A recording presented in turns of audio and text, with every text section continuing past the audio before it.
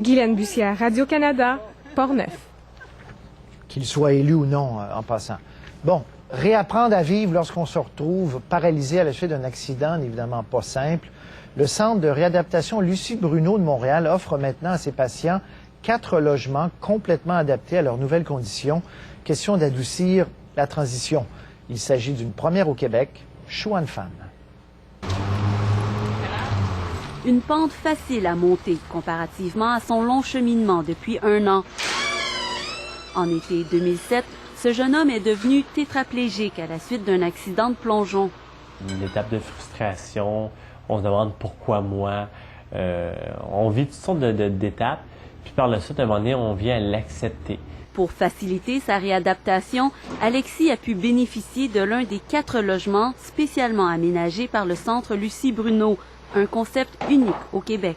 Plutôt que de garder la personne dans une institution, elle vit dans son logement et c'est les intervenants qui se déplacent pour venir faire les apprentissages avec la personne dans un milieu de vie qui ressemble le plus possible à ce que la personne va avoir après la réadaptation.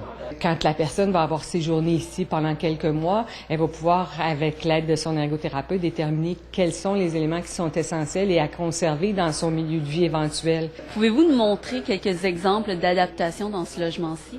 Ici, au niveau de la cuisine, on retrouve un four encastré qui est placé à une hauteur pour la personne en fauteuil roulant, avec une tablette pour déposer les plats, la plaque de cuisson qui est dégagée pour l'accès au fauteuil roulant, un interrupteur pour la hotte, l'évier qui est dégagé aussi pour faciliter l'utilisation.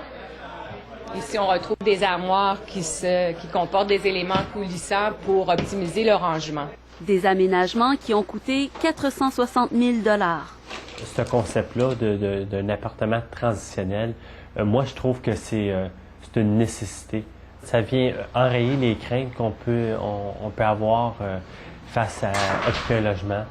Dans 2 semaines, Alexis pourra dormir dans son propre lit et songe même à reprendre le travail de la maison. Chouan-Femme, Radio-Canada, Montréal.